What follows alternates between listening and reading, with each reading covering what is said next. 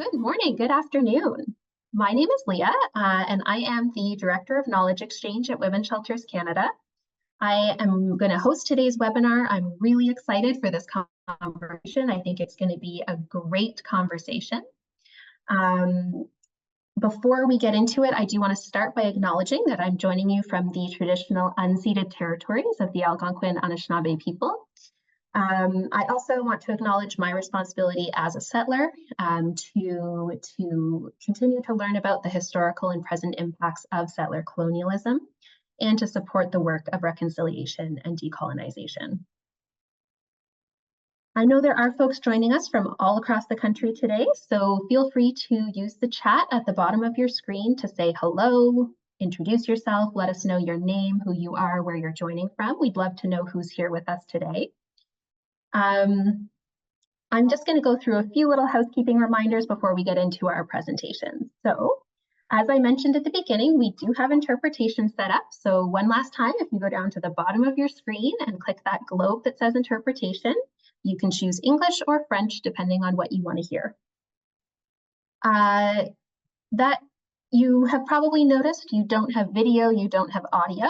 Only our presenters are going to be speaking today, but that doesn't mean we don't want your participation. We definitely do. There's more than 60 of you here with us today, so it's just an effort to keep the airwaves clear, make sure everyone can hear pretty well. If you do have a question, if you want to say something, the best ways to do that are to go down to the chat for your comments, any technical issues, to say hello, things like that. If you have a question for our presenters, please pop that into the Q&A, which is right beside the chat. That makes it much easier for me to just keep track of those questions as we go through and make sure we're getting to them all at the end. We are going to keep those questions, the Q&A, until the end of our presentations today, but feel free to put those questions in at any time so you don't forget them by the time we get to the end, and so that I know what's there so I can get through as many as possible. We are going to record today's webinar and we'll share what we can share afterwards. And as most of you know, I think many of you have been to some of the other webinars. This is the third and final webinar in a series that we've been doing around harm reduction. We'll also be sharing the recordings of those other webinars very shortly, so you can see the whole journey. Now, of course, today's webinar is focused on keeping children and parents safe in a context of harm reduction. And this comes out of a community of practice on harm reduction and lowering barriers to service that has been taking place over the past 2 years. 25 shelters and transition houses from across the country came together in that community of practice to share concerns, ideas, lessons on that topic, and really just work together to try to meet the needs of the women and gender diverse people they serve the most that they can. And they also undertook, concrete actions, different steps towards harm reduction. And so over the course of the webinar series, that's what we've been focused on sharing. So as I said, today we are focused on parents and children. We're going to hear first from Natascha and Lee from the Women's Crisis Services of Waterloo region, who are going to talk about their organization's partnership with their local Children's Aid Society. Then we'll hear from Cassandra Smith, who's going to be speaking about her lived and living experience in this area. And last, we'll hear from Jodi of the Cape Breton Transition House Association, Willow House, who's going to speak to their organization's journey and experience in this area. Before getting into that discussion, though, I am going to launch a poll. Oops, launch. There we go. Because we would love to know a little more about who's here with us. So we have a question here. What is your role at your shelter or transition house? So are you the executive director, a supervisor? Are you really providing those frontline services or something else? In which case you can always let us know in the chat what that is. Does your organization have a process for reporting to children's services around substance use? Yes, no, not sure. And are you familiar with the Motherisk scandal, which one of our presenters will speak to? So we're just curious what the familiarity is there. So folks are answering. I'm going to give it another 10 seconds or so, let a few more answers come in.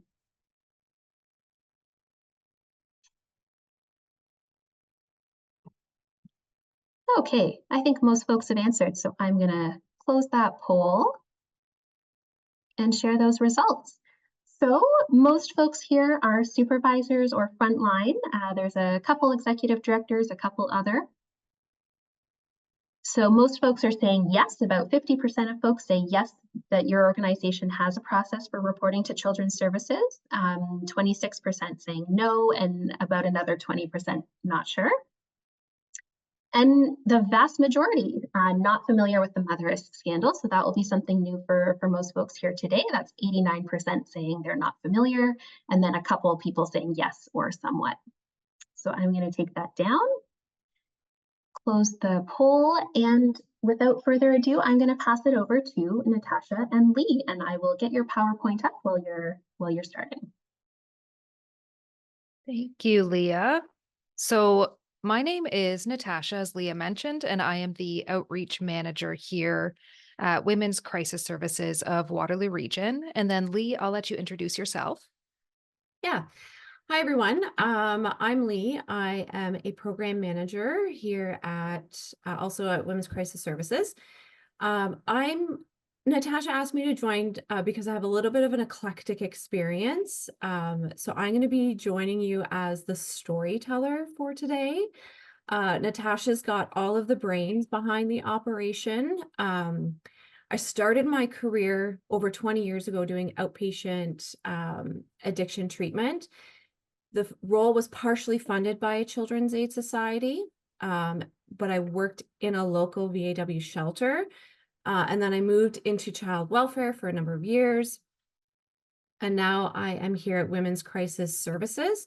And so working really closely with FCS has kind of been the only way that I know how to do practice through a harm reduction lens. So I was quite excited to hear that this presentation was coming today. So I'm going to be a little bit of a storyteller to bring things into context and how we've been able to make things practical from a practice wise. That was a long question. Thanks, Lee. So yes, today our presentation will very much be focused on our formal partnership with our local Children's Aid Society and how we work together to keep children and families safe, especially in the context of harm reduction. So next slide, please, Leah. So just to get us started off, I thought I would introduce ourselves in a bit more clarity as to who we are and what we do. So Women's Crisis Services of Waterloo Region is located in Ontario, specifically in Kitchener and Cambridge. We service women and children who are fleeing domestic violence. And when we say that we service women, that's inclusive of transgender, non-binary, and gender diverse individuals. Our core of our service is our two shelters. So we have one shelter in Cambridge, one shelter in Kitchener. They both have 45 beds, and we are often, if not always, full in our shelters. Within our shelters, we also provide food and nutrition support, individual and group counseling for women and children, child and youth support, music therapy, addiction support, as well as access to a clinical psychologist. And along with our two shelters, we also offer outreach services. So for families that either don't need shelter or aren't interested in coming into shelter, then we can meet them out in the community and service them that way as well. And a lot of the services look very similar to what we offer in shelter. And last but not least is also our transitional home. So we recently built a transitional house where we can house 3 families and service them while they continue to wait and look for a housing offer. And then, of course, we have our 2 24-hour support lines where folks can call in for support, of course, 24 hours a day, 7 days a week. Next slide, please.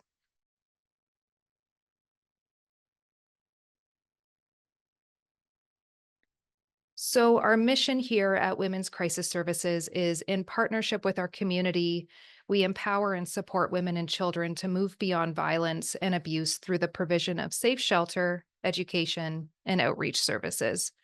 And then, of course, our mission is to have a community free from violence and abuse in any of its forms. Next slide, please. And just quickly to talk about who we're in partnership with, which is Family and Children's Services of Waterloo Region.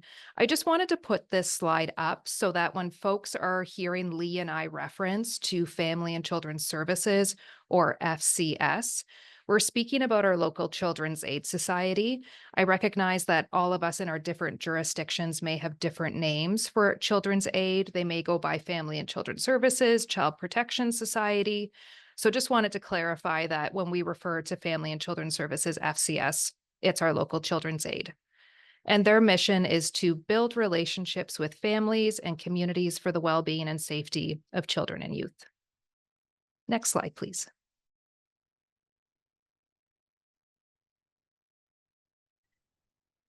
So a little bit of background with the partnership. I'm going to take us like way back first.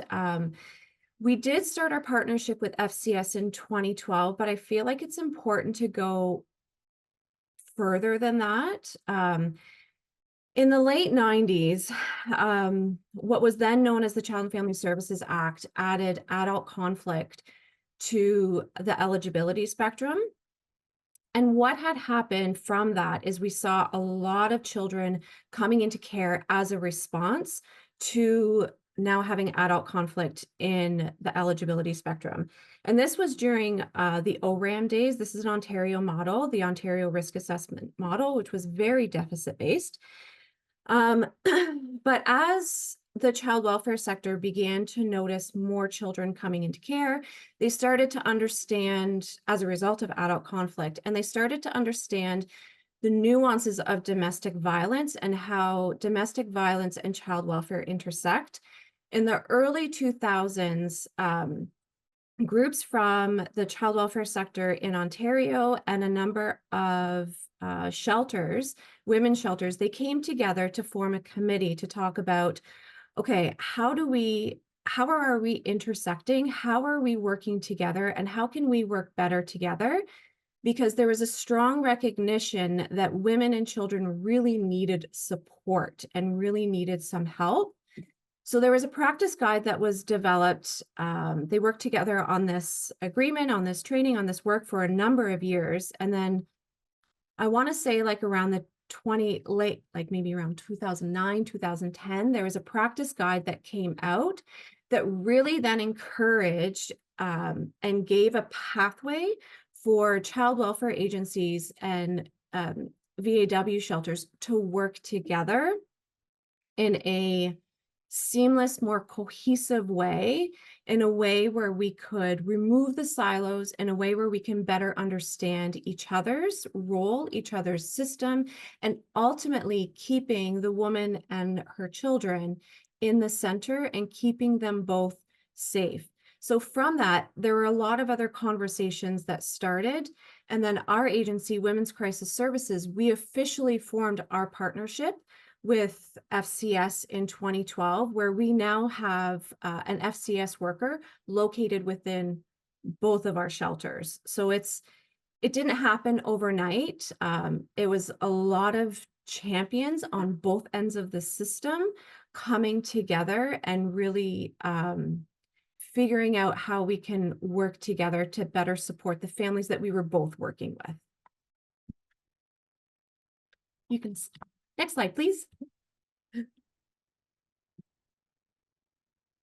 So as Lee mentioned, we do have a protection worker from FCS Family and Children's Services located at each shelter site.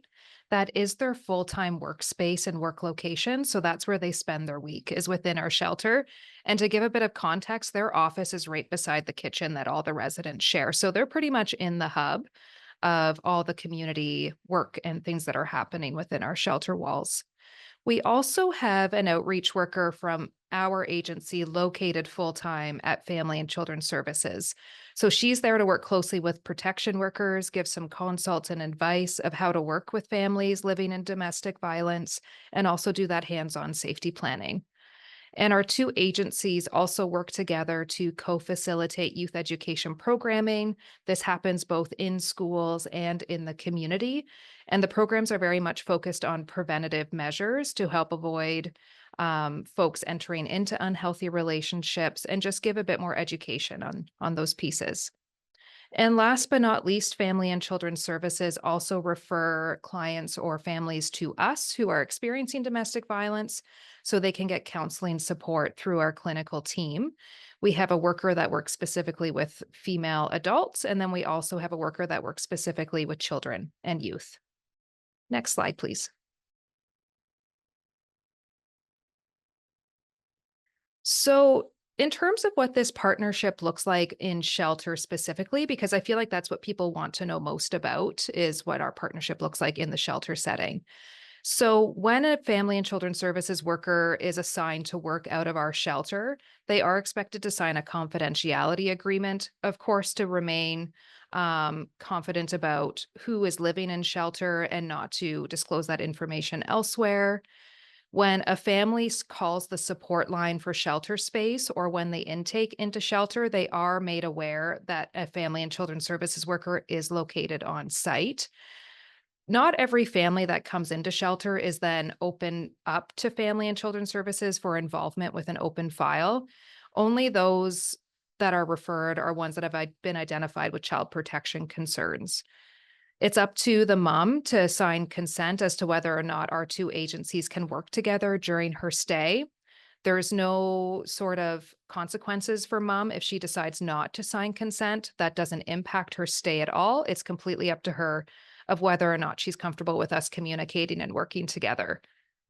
Joint service plans and safety planning. So if a mom does sign consent, then the in-house Family and Children's Service worker and one of our shelter workers then sits with mom to complete a service plan.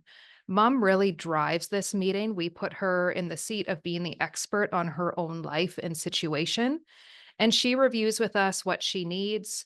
We talk about her strengths, and we also talk about goals and what she would like to achieve before she leaves the shelter. And we all work together to talk about who will be responsible for what task. We also do a lot of collaborative work and communication throughout a family's stay.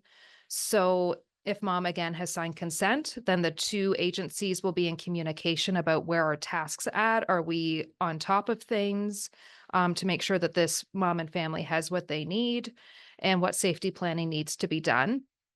Specifically around harm reduction and substance use, we don't automatically disclose if a mom is using substances. If she discloses to our shelter staff, yes, I am using, we then leave the discretion to her as to whether or not she'd like to share that with her protection worker. If she does, we give the option of, would you like us to sit with you to have that conversation? Would you like us to coach you through that conversation? If she's saying, I don't want my protection worker to know that I'm using substances, then we don't disclose that to the protection worker, even though we have consent and that partnership. It's really up to mom what she's comfortable sharing. The only time we would disclose that is if there was a risk to the children and we then had a duty to report. Last but not least is our moving forward meeting. So that's really happening at the discharge point in the stay where mom's now moving forward. We all get together, the two agencies and mom, just to talk about what you've achieved, what's gone well, what do you still need, and what will our involvement look like post discharge if involvement's still necessary. Next slide, please.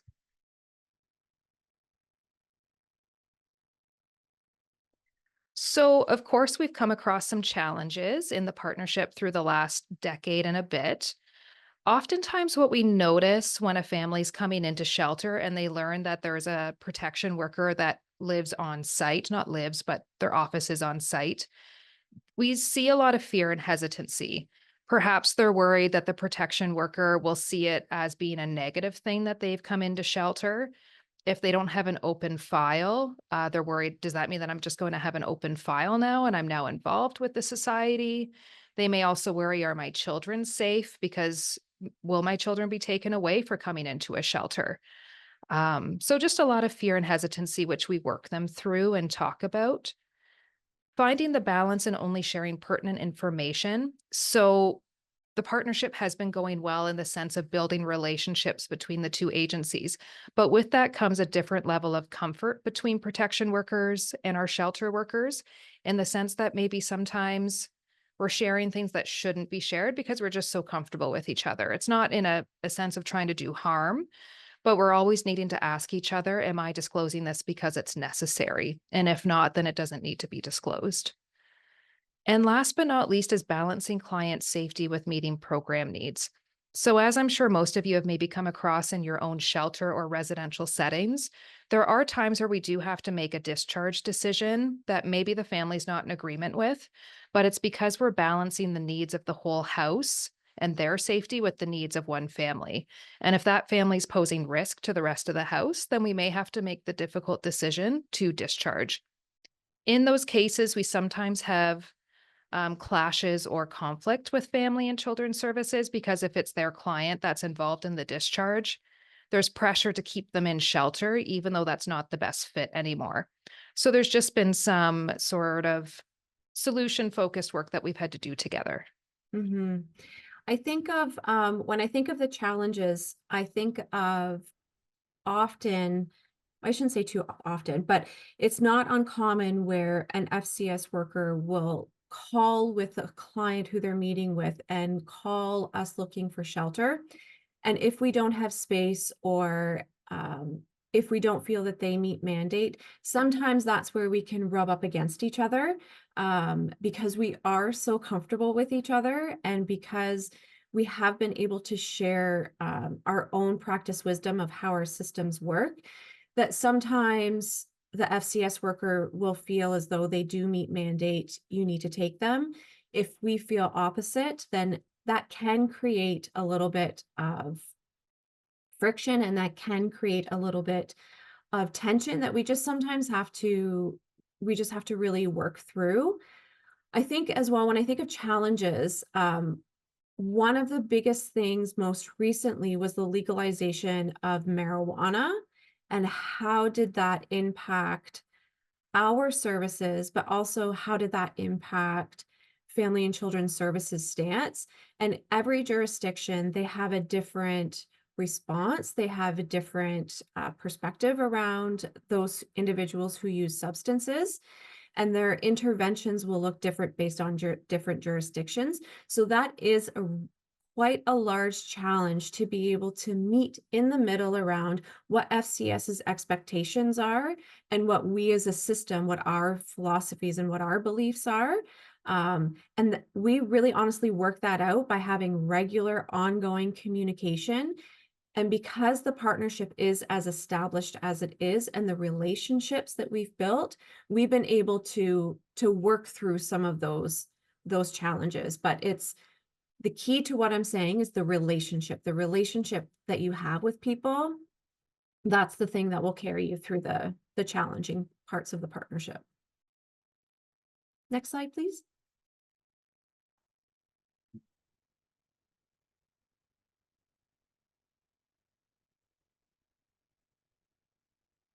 So, to speak to the benefits of the partnership that we've seen so far, so as Lee and I have already mentioned, is just seeing that relationship built between teams and agencies, which then inherently has created more trust and understanding of each other's roles and the limitations that sometimes come with those roles. Also, having a family and children's service worker integrated into our community, our shelter setting, has really had a lot of unexpected benefits. Families that aren't even involved with the Child Protection Society will go to that worker to ask questions, to learn more about hypothetical situations that they might want to know more about. And we're breaking down that barrier of fear, which has been very helpful. We also have quarterly meetings between the two agencies. It's an opportunity for us to check in around the partnership, what's going well and what isn't working that we need to focus on. Also, what do we want this partnership to continue to look like to make it successful? And as we've talked about a little bit already, is having that joint approach around sharing resources. Putting more resources on the table is only helpful for families. So it's great to share the resources that we each have. And then doing that joint safety planning is really beneficial as well. So we're all on the same page and that the family really has that safety net if they need it. And I'm going to let Lee share a bit of a client example that's a bit of a success story that we've had recently. Mm-hmm. So this was very recent. Changing some of the details, obviously. I'm going to call her Jane. So we had, Jane had a very lengthy involvement, intergenerational involvement with the child welfare system. And she had 5 children. Her worker had called us during a home visit looking to support Jane to coming into shelter. Jane hadn't come into shelter before. She was very nervous, understandably, very apprehensive. But because of the partnership, the worker was able to explain what our building looks like, what some of the programs look like, some of the support that she would receive, some of the support that her kids would receive, and really helped to bridge that gap and helped her to feel a little bit more comfortable to come in to shelter. So she did come into shelter. She also had a long history of cocaine use. And because the worker had been working with her for many, many years, she knew her very well. She knew what her triggers were. She knew what her, the indicators were of when she was actively using, when she was not using. They just had a really great relationship. And so she came into shelter initially, she adjusted really well. She hadn't been using, she did disclose historical use. And her worker was also very upfront with us as well around what some of the triggers might be, what some of the challenges will be, so that we could also keep this on our radar. And that conversation happened with her there as well. And so later on in her stay, we started to notice a shift. We started to notice that her presentation looked different, her coping looked different, her parenting started to look a little bit differently. And so we brought in the FCS worker during one of our regular meetings. And her worker said, okay, yeah, these are the indicators that she's using again. And so we were able to sit down together and say, okay, let's come up with a safe place, a safe way for you to use. The FCS worker already knew who the safe people were to help care for the kids. And so collectively, we were able to come up with a really good plan that if she needed to use, or if she had plans, where she could go and where the kids could go, and really keeping that open dialogue and really keeping it quite transparent between all of us what that plan would be, because we wanted to support her while also supporting her with the support and the resources and everything that she needed for herself and for her kids. And what her worker was able to say is, I know it looks dramatic because there was a lot of weight loss in a very short amount of time, but her worker was able to reframe for us and be able to share, like, no, she's actually doing really quite well in her trajectory, like in her history of use. She's actually doing quite okay. So we were able to really wrap around each other and support her at the end of the day and her kids in a way where she could safely use, and in a way where her kids were also safe as well. So, and this experience just happened. She had just discharged from shelter not too long ago. So it's something that these are regular conversations and regular meetings that we're having quite often with our FCS workers. Next slide, please. Okay, and then just to wrap up, just some recommendations for folks that may be considering starting this partnership with their local Children's Aid Society. So, of course, our work does intersect so much between the two systems. So, there's a lot of benefits of working together. If you're interested in looking into starting this partnership, then of course, reaching out to your local CAS Children's Aid Society to start a conversation around what collaboration could look like. And then reviewing and utilizing the collaboration agreement tool. This is located on the OACAS website. And I can always maybe email that to Leah so that she can then send out to participants later on. And that's it for Leah and I. I could add one other thing about a recommendation.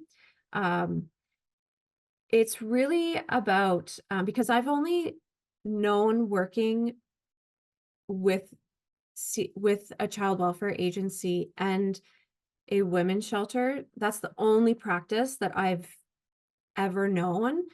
And if it is something that you want to collaborate and do more of, it really requires a champion, a solid champion who's going to be able to weather the storm and weather all of the pushback and weather all of the challenges, and really have a strong vision of where it is that you want to go, what it is that you're trying to achieve, um, and relationships. Because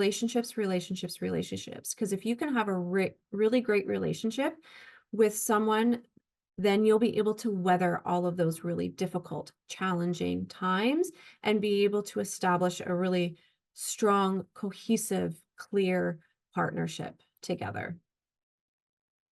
My storytelling is now done.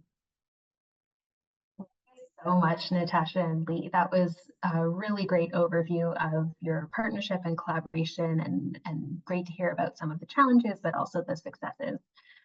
So this is just a quick reminder, if you have questions about that presentation, anything they've said, please feel free to put those in the Q&A box at the bottom of your screen right away. Don't wait, don't forget about them. Just put them in there right now, and we'll get to them at the end. And without further ado, I will pass it over to Cassandra. Thank you so much. I'll begin by sharing my slides.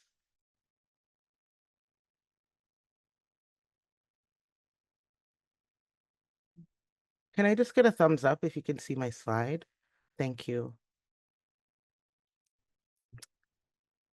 So I just wanted to open with a land acknowledgement, and then I'll follow by introducing myself. As a Black woman, a direct descendant of stolen and enslaved Africans in a Caribbean context on stolen lands, and as a member of diasporation, having led my ancestors to Turtle Island, I acknowledge and seek permission to coexist on the territory of the Anishinaabe, Mississauga, and Haudenosaunee peoples. I am knowingly and unknowingly implicated in a complex historical, geopolitical, and transnational power relationship, and I seek to, in a critically self-reflective, relational, and respectful manner, share the land, resources, space, and participate in spirit. My participation in spirit recognizes, without conscious interruption, the power of agency and aspirational self-determination of ancestral generations of First Peoples, First Nations. So just to begin by introducing myself, my name is Cassandra Smith. I'm a boy mom. My sons are the ages of 21, 18, and 16. I'm a middle child. I have a picture with my siblings in the corner here. Before I entered this sector of work, I was actually a catering chef. I love baking specifically as well. Currently, I'm the knowledge translation lead at the Dr. Peter Center in Vancouver on the land of the Musqueam, Squamish, and Tsleil-Waututh peoples. I lead their National Harm Reduction Capacity Building and Community of Practice project, and I am the Vice President of ONPUD, the Ontario Network of People Who Use Drugs. As you can see through these slides, you'll have imagery of a train track. I wanted it to kind of symbolize the journey that I've taken in this work, and also a way to connect my lived and living experience.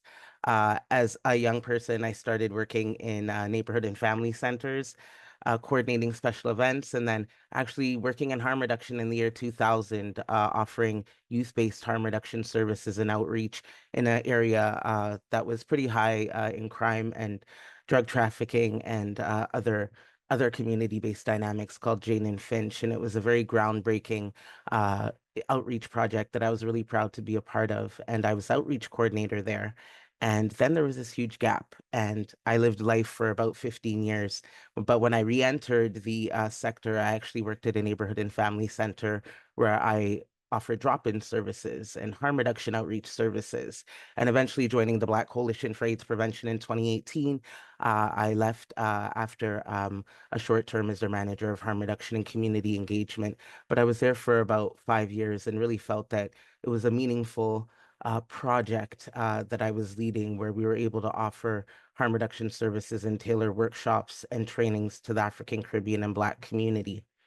I would say the pinnacle of my work was participating in the United Nations Commission on Narcotic Drugs in 2022 and 2023.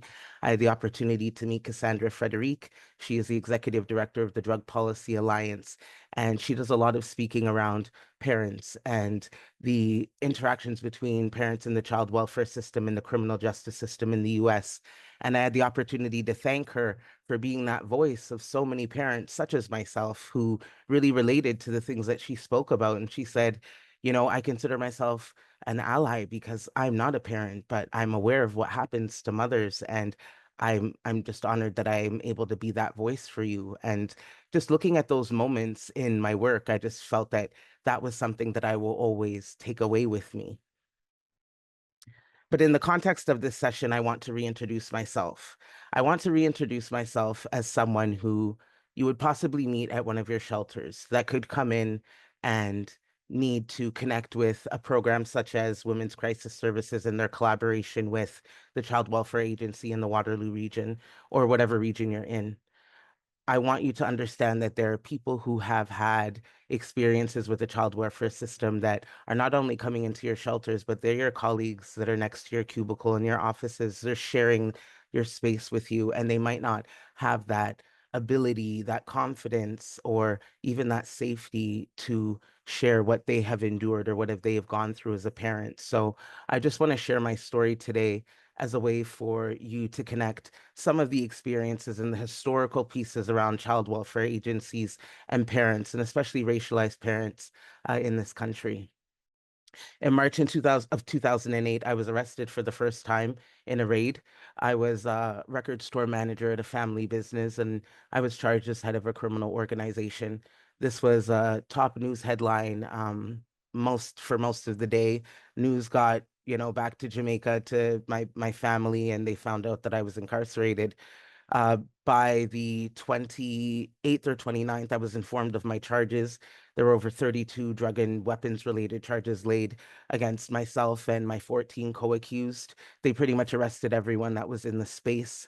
I was denied bail and I was sent to Vanier Women's Correctional Institution in Milton, Ontario. And at that time, I was the mother of two. My bail was set at $50,000 and I was released from prison in about a month. But to get to the beginning of my journey, I wanted to just describe some of the things that I experienced that led to my arrest and some of my interaction with the child welfare system. By the age of 15, based on some of the childhood experiences I had and just really just not liking being at school and being bullied, I ran away. And I became homeless at a really young age, but really wanted to build my own family. And by 2003, I had my first son. And a few months later, I was reported to the Children's Aid Society, which is the child welfare agency that works within the city of Toronto for allegedly smoking weed and breastfeeding. And at that time, I was monitored pretty heavily and had a regular open case with a worker who would visit my home that I shared with my family on a pretty frequent basis.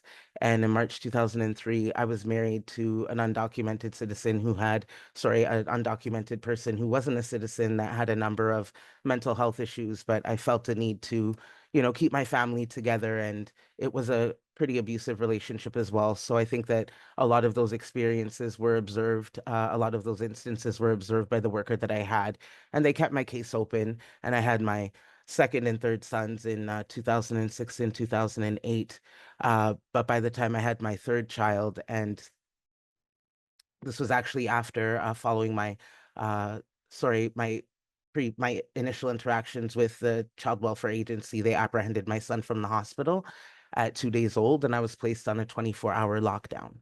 I was continuously labeled as a drug addict and a drug user based on disclosing my marijuana use. And I made it clear that I didn't breastfeed while I was smoking at the times that I ever did smoke. And it was really infrequent. But I felt that being honest about my situation would at least put me in a better position with my workers. But as I had mentioned in the previous slide, I was arrested. So simultaneously, I had to deal with family court and criminal court. And during that time, I was also drug tested to maintain weekly supervised therapeutic access visits with my children at various locations throughout the city. Ultimately, in 2009, I lost access to all three of my children. They were separated in different foster homes, so they were not able to grow together. They had sleepovers infrequently for a number of years, which then stopped. But during that time, I kind of just navigated the world being very angry, feeling like I was filled with grief and a lot of loss and not understanding how this could have happened to myself, could have happened to my children, feeling like they needed to be together as brothers and feeling really powerless, even in that decision being made that if they couldn't be with me, they couldn't be together. I was depressed and continued that cycle of homelessness. I lost my housing and kind of just navigated and wandered with a purse, a suitcase, and a backpack for a number of years. So I would pinpoint the years between 2009 and 2016 as a huge gap that I lived without my children, but also continued to, you know, live in this state of anger and loss.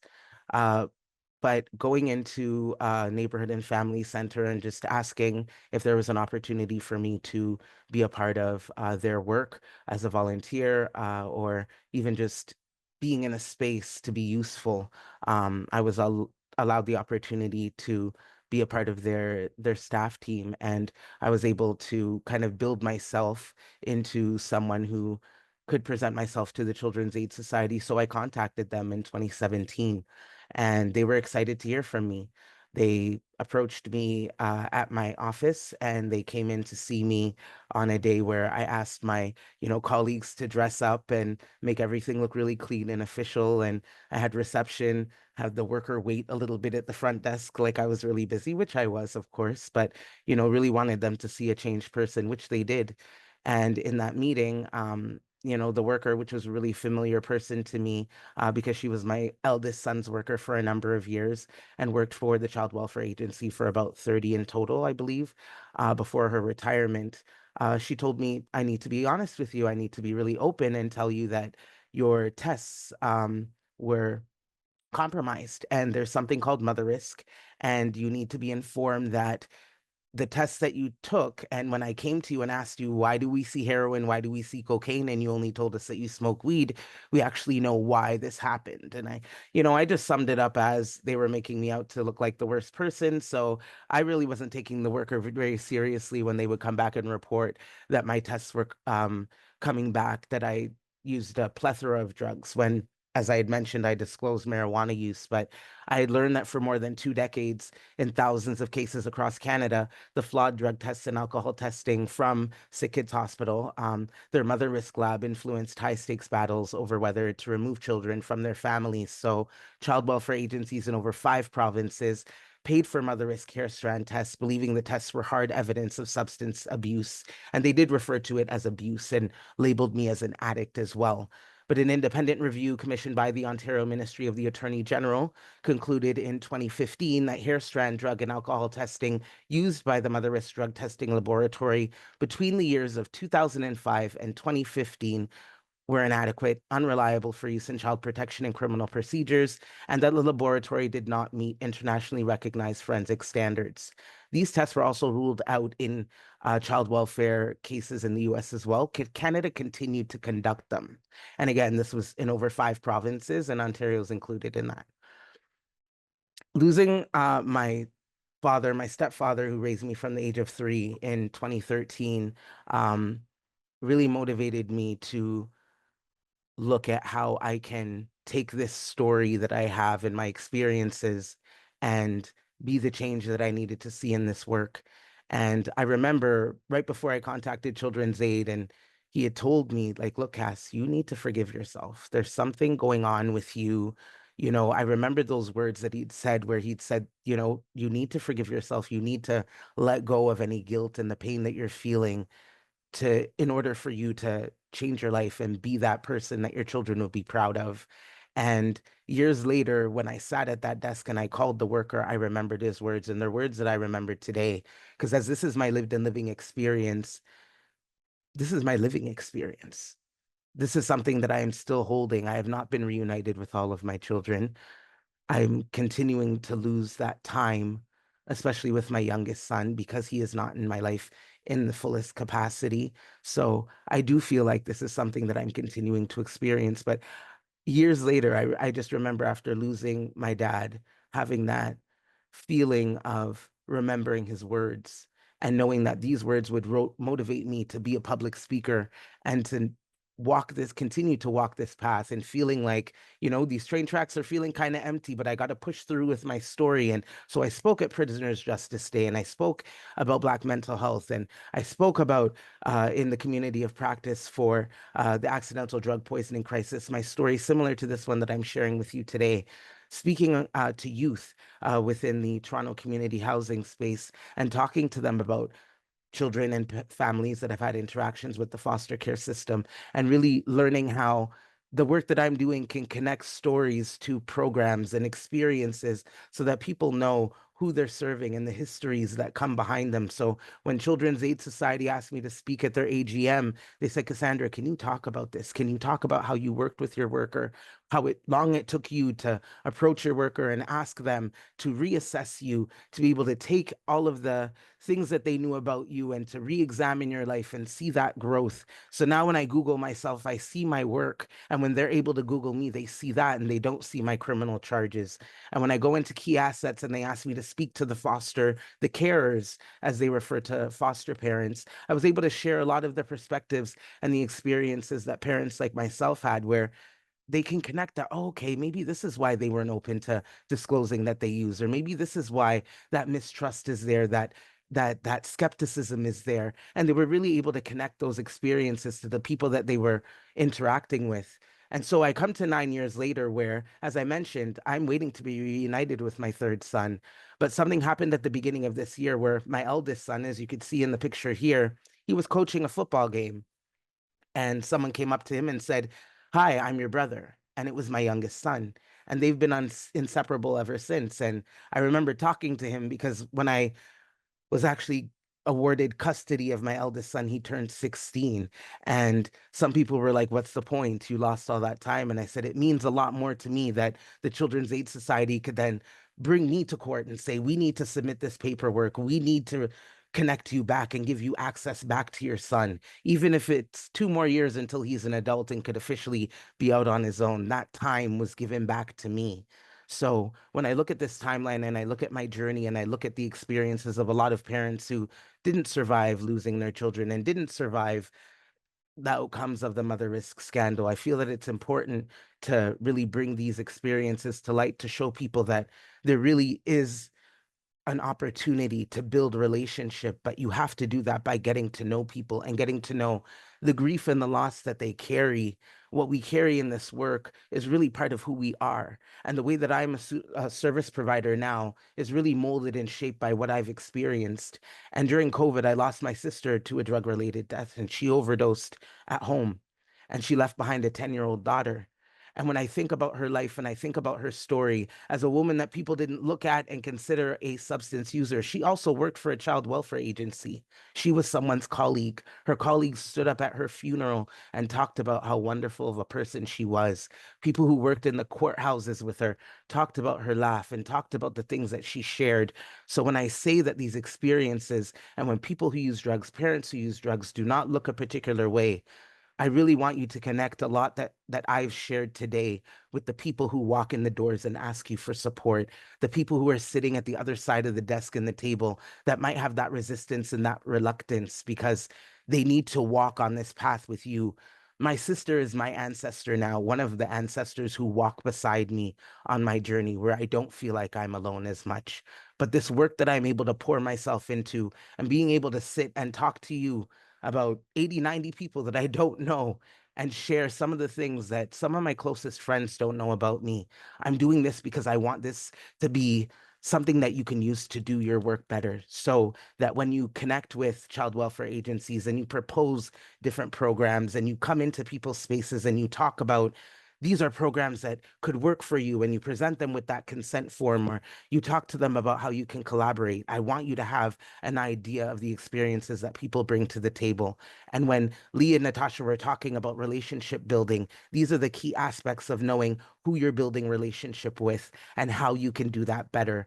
I'm grateful for programs that they've, like the one that they presented, because that wasn't there for me in the years that I was navigating all of these challenges. And when I partnered with VAW shelters as a outreach worker, I really saw how the support was there for parents, and a lot of workers just felt lost. They're like, there's just so much happening and there's so little that I can do as one person. So collaboration is key. And so really just connecting our presentations and really looking at how these relationships can be bridged in a meaningful way is really important. So I hope I didn't go over my time. Just really grateful to share this space with everyone and happy to answer any questions. Thank you so much, Cassandra, for sharing so generously and powerfully with us. I think it's such a helpful story for everyone to hear. And I am sure you were focused on speaking, so I just want to let you know too, there's been lots of hearts coming through, lots of applause in the emojis there. So I think your story's been really appreciated here. And as Cassandra said, she's happy to answer questions. So do feel free to pop those into the Q&A if you have them, and we'll get to them at the end. And I'm going to pass it over to our final speaker today, Jodi.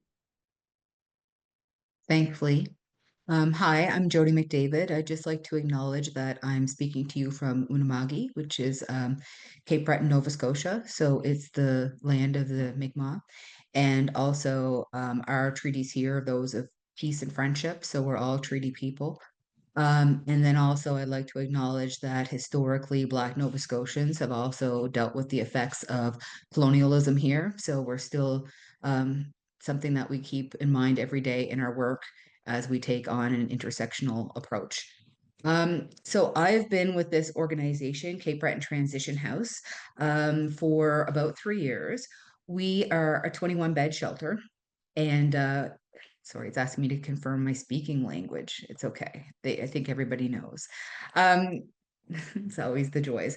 So I have been here for about 3 years. And this organization, though, has been running since the late 1980s. And so one of the things that happened when I came here was that previously I had done a lot of work with the university, and then also I had my own business, and I've been brought into a few organizations to effectively do sort of a change management approach to being a temporary executive director, things like that. And so when I came in, it was a lot of with that mindset that we had policies and ways that we were operating that maybe weren't reflective of staff needs or client needs or anything like that. So fairly early on, I surveyed a lot of the staff about, things that they wanted to do, ways that we wanted to change as an organization. But then also it's a time when a lot of people talk about things that they felt particularly traumatic, or things that they felt that we didn't handle properly historically. And so a lot of the issues that came up during that time surrounded child apprehensions, which have happened in the shelter in the past, and then also surrounded the fact that at the time we were not a harm reduction organization. And so we have 21 beds. We would periodically, at that time, there was a lot of there was no tolerance for any kind of usage of any substances. And so there were routine room checks, which were kind of seen as quite aggressive. And what a lot of the staff carried a lot of trauma about were times where women were made particularly vulnerable because they'd be using marijuana for medicating themselves. A lot of people, even here still, we have a lot of hard time with access to doctors. A lot of women don't want to be taking really strong prescription medications for various reasons. And so, women would be using this as a way to deal with their trauma, to sleep, anything like that. But historically, these women were asked to leave the shelter, and or what was sort of turned a blind eye to is that they were able to go out in the community, perhaps smoke that joint and come back to the shelter.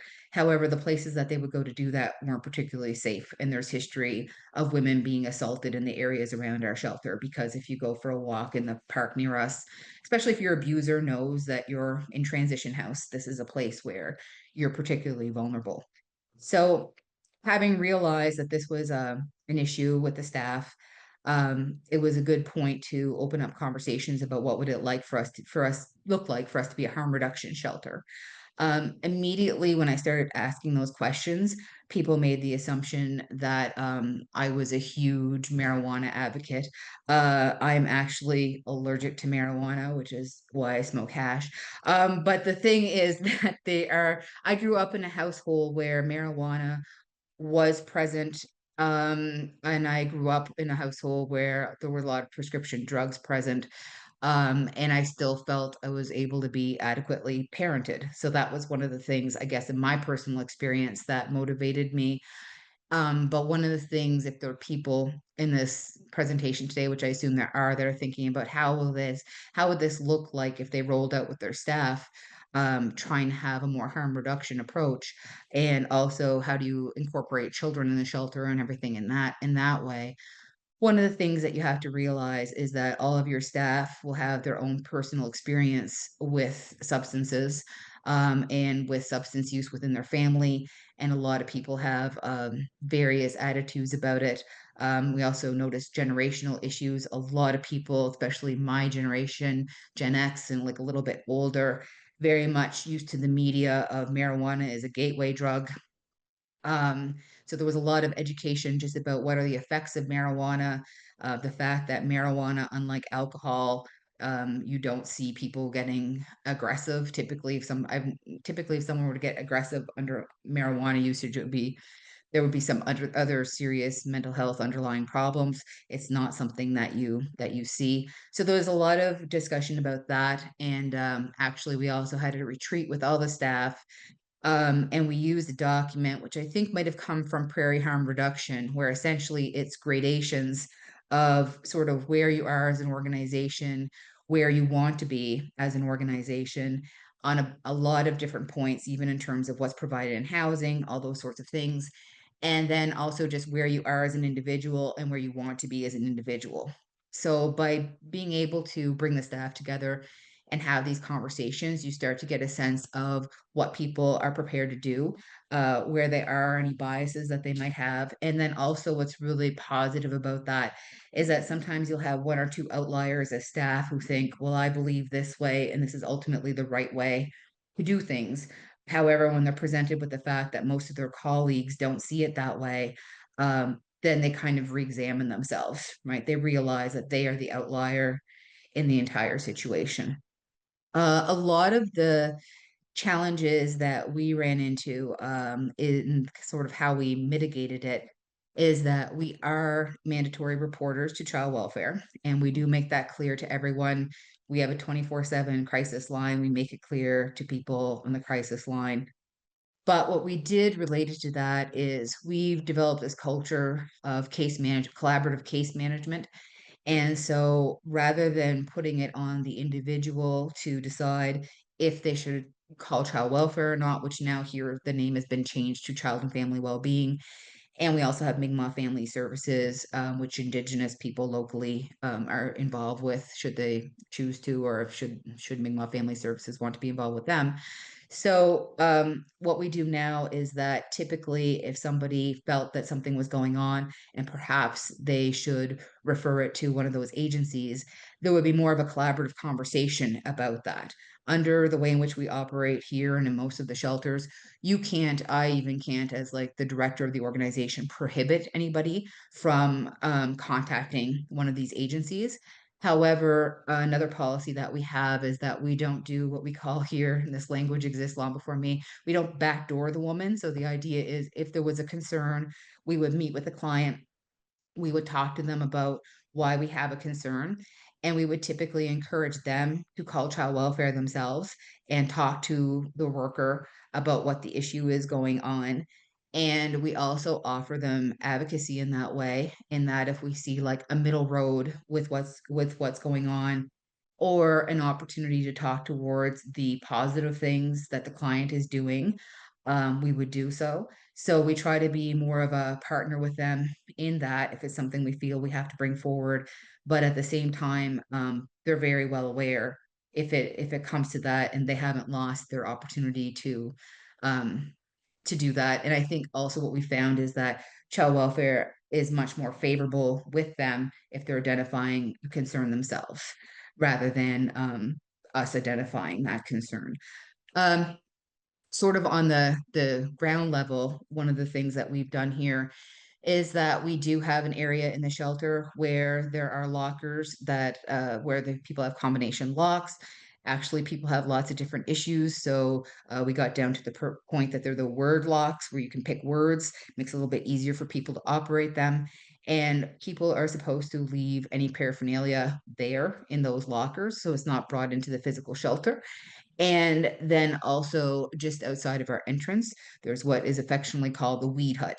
And so the idea is that is where you can go and smoke weed. So it's not in the back area, because here our back area has a smoking area, but then it also has a children's playground near there. So we don't allow any consumption of marijuana like around children. And then also when we first decided to do this, I had consulted with child welfare, and what we found is that the individual child welfare workers all have different opinions about it. So sometimes we have advocated for different child welfare workers in these situations, but ultimately the management in their structure and who everybody is reporting to as a whole has agreed that it is fine for there to be this area. They don't have concerns about women being here and the fact that marijuana is consumed on premises. Um, and ultimately, we do have women who have children and they have like a baby monitor, and they go out and they might they might smoke a joint or have a bong, and then they come back and they are taking care of their child. Like if their child's having a nap, their child's in bed for a night, they have a baby monitor, the baby monitor reaches to that area. And that is ultimately not a concern for us, because the other thing is there are multiple staff in the building. And the other thing that we really got down to some discussions about is what constitutes under the influence. A lot of people who aren't familiar with using marijuana will think that somebody's incapacitated from smoking a bong or having a joint, when really most people who are doing it consistently are not incapacitated at all, be the equivalent of somebody having one or two beer.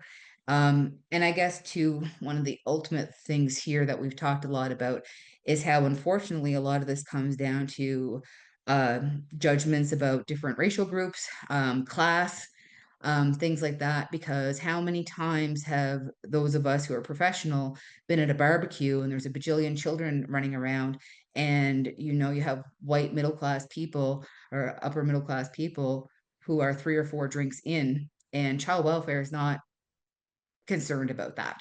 Like it's really something that people get into the situation where they're being monitored, and unfortunately every single thing is being hyper scrutinized. I even think of issues that you're dealing with. Like I had a child who had child refusal school refusal, and at one point, was talking to a woman at the school, obviously different socioeconomic situation, things like that. And we're talking about our children and their school refusal. And she said to me, well, what has child welfare said to you about it? And the thing is, like, child welfare is never going to say anything to me about it. At the time, I was a professional, married to a professional. Child welfare is not involved, even though I might do the exact same thing as a person who might be in a domestic violence situation, living in low income housing. Like it's very unfortunate. And so I do think about that a lot. And when we're trying to talk about things as a group and as a staff, I try to play devil's advocate with that and say, well, okay, well, what would we look at a different situation? We look at a different person in this situation. What would our judgment be? Like, are we taking an intersectional approach? Are we thinking about what are the risks and facts at hand?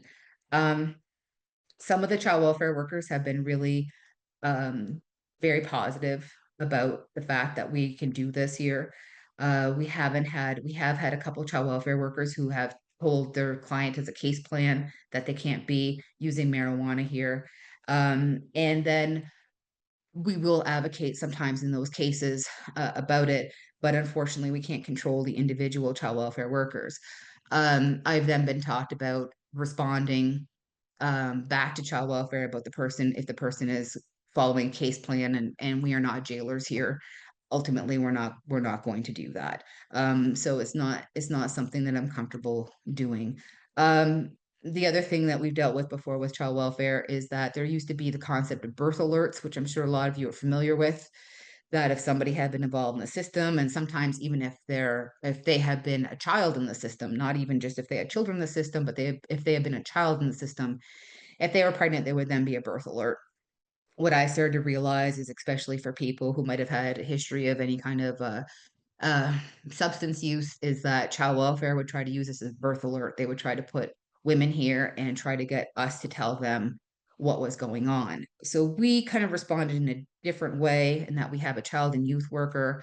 What I got very frustrated about is that a lot of times child welfare would be dealing with somebody where apparently a lot of it's like, what is the real concern? And they're not particularly clear. What is the case plan? And they're not particularly clear. Like if a woman were to say, how can I get my visits? It wouldn't be particularly clear about how that's going to be achieved. So what we decided to do is try to offer supports in a preventative way so that if a woman is in this situation, she goes to hospital, have a baby, we're right there at the hospital. We're the birth coach. We're as much as the woman wants us to be, like we're telling her her options. We may put her in our housing. We also would direct her to our healthy relationships program and the effects of domestic violence on children program, because this is meant to essentially show that there's been some progression with what she's trying to do. I'll just see if there's anything else I want to mention. I'm aware of time. Um, I think one of the biggest thing for us to in the shelter has been to lower stigma. So we have a phrase here. It actually started at home with my teenage son, which is basically telling them that they are responsible for anything that goes into or comes out of their body. And so that's like, that could be a used tissue, that could be menstrual products, whatever, that us as a staff shouldn't have to touch anything, and that nobody else in the shelter should be exposed to that just for sanitary reasons. So we're not talking specifically about sharps or whatever. We're talking about it as a whole. We have sharps containers in the shelter. And we do talk to people. One of our challenges is that our shelter is 21 beds. And so, there's a communal kitchen, there are all these communal areas. So sometimes the other issue for us is that we'll have clients come in who might be active in use, and there might be a lot of families in the shelter who aren't. And so, but the other thing is that we have some very plain conversations with people who come in. We've put lockers in the bedrooms, and also we got a grant to set up individual keypads on all the bedrooms here. And so basically, we talk to people about what are safety precautions for anything that you might have in the shelter that could be harmful to other people.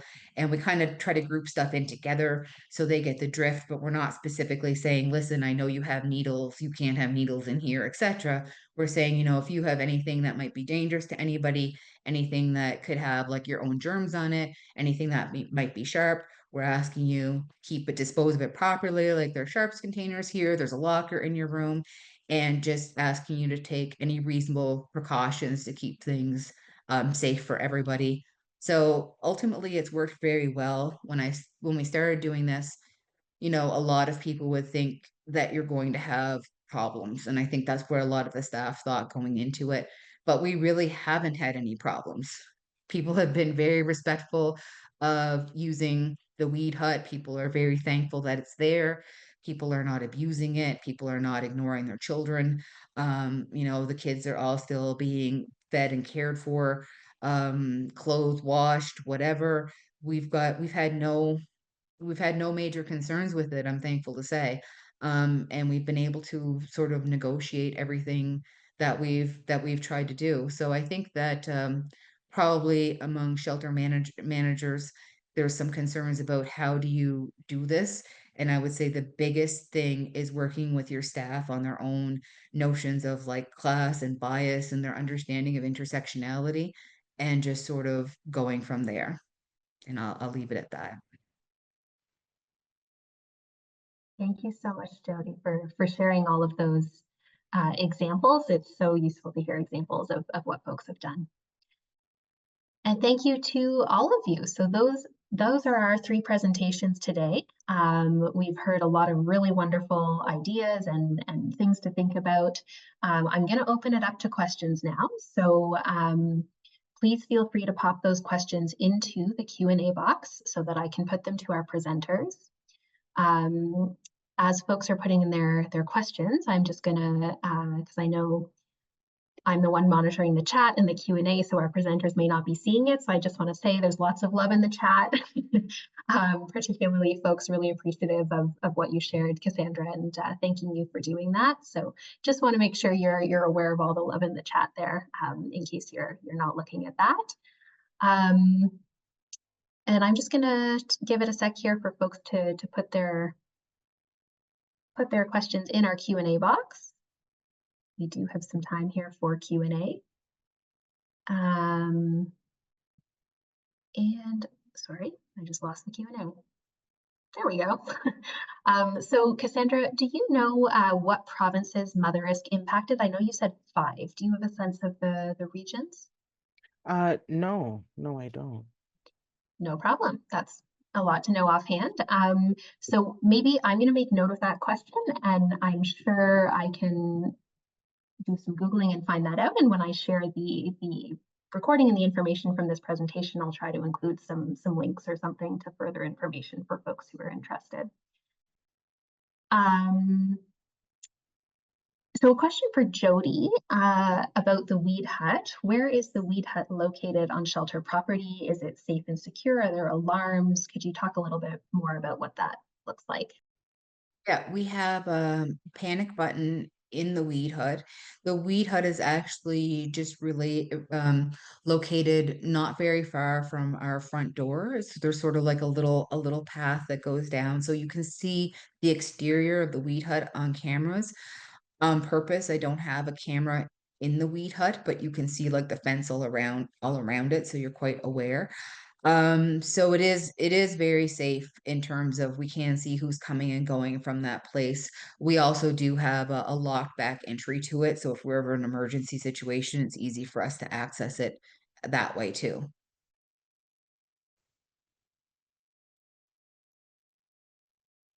Excellent, thank you so much. So a question for Natascha and Lee. Are you involved in the recruitment of the CFS worker who's in your facility? Are you involved in interviewing or onboarding are they involved in interviewing or onboarding your outreach worker that's working with them? Where does the funding for the collaboration come from? So a little bit more about the logistics of the collaboration. Yeah, good question. Natascha, are you okay if I take this one? Yeah, go Yeah? for it. Okay. So no, we're not involved in any of the interviewing or any of the recruitment. That being said, because we have been working together for quite some time, we have a really good sense of who would be a good fit and the type of personality, the qualities, the viewpoints, who would be a good fit. So when we do have like an opening of an FCS worker available in shelter, they do take that into consideration around fit. And the same for us when we have an outreach worker working with FCS, all of those pieces do take into consideration. In terms of funding, there really is no funding. It's just a mutual understanding. It's an agreement between the two of us in terms of how we want to play in the same sandbox together. They do, I believe that they do pay rent for their office, but like there is no funding, there is nothing attached to it. It's a mutually beneficial relationship.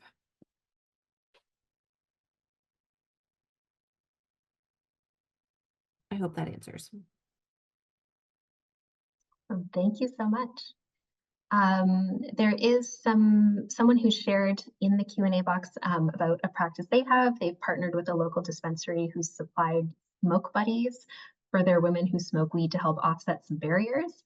And I'm just going to say, because folks may not be looking at the Q&A, someone has asked for more information about what that looks like or what that means. So Taylor, if you want to put more in the chat, feel free. There's some interest there. So if folks do have other questions, I'm gonna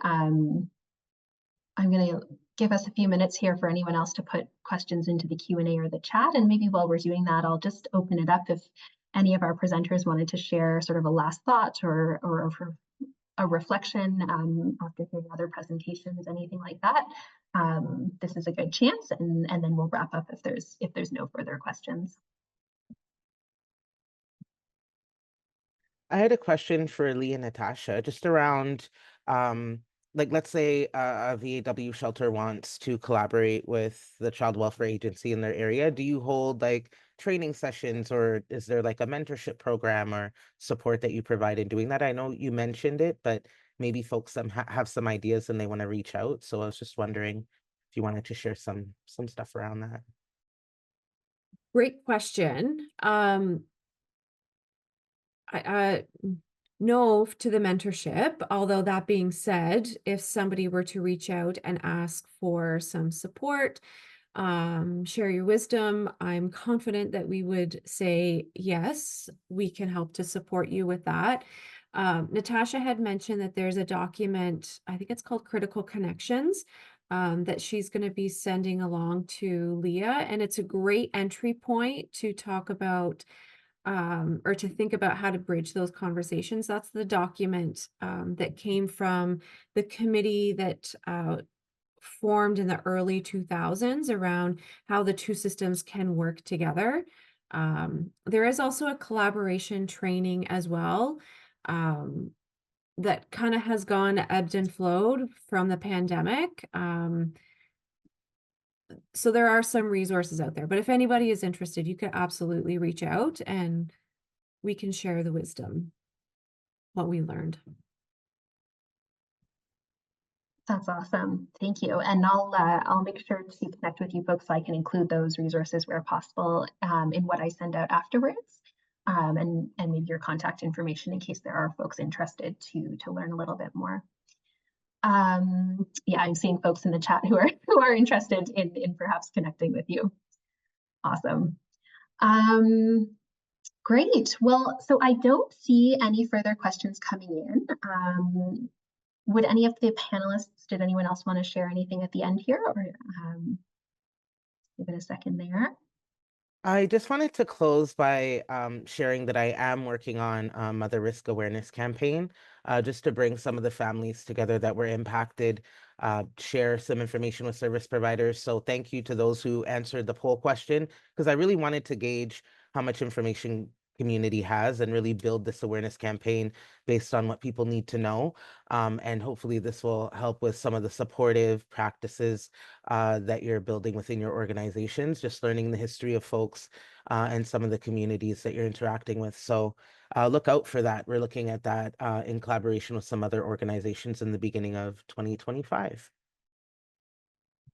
Awesome. Thank you so much. We'll definitely keep an eye open for that.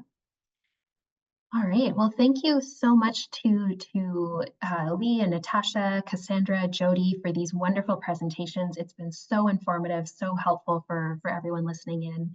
And thanks as well to those of you listening in. The chat section has been full of love, full of great ideas. It's been so wonderful to see you all here. We can see these emojis coming in now, so it's wonderful to see that community here. I also want to thank our wonderful interpreters who've been helping us with this whole series, making sure it's accessible in both languages. I want to thank Nika for her tech support, her chat support, as well as Sophie, who led the community of practice that we've talked about and really put a lot of work into getting these webinars set up. So thanks to Sophie as well. And so with that, thank you, everyone. And I hope everyone has a really wonderful day, and I'll be following up soon with recordings and presentations and all of those details. So thank you all so much. Have a great rest of your day. Bye.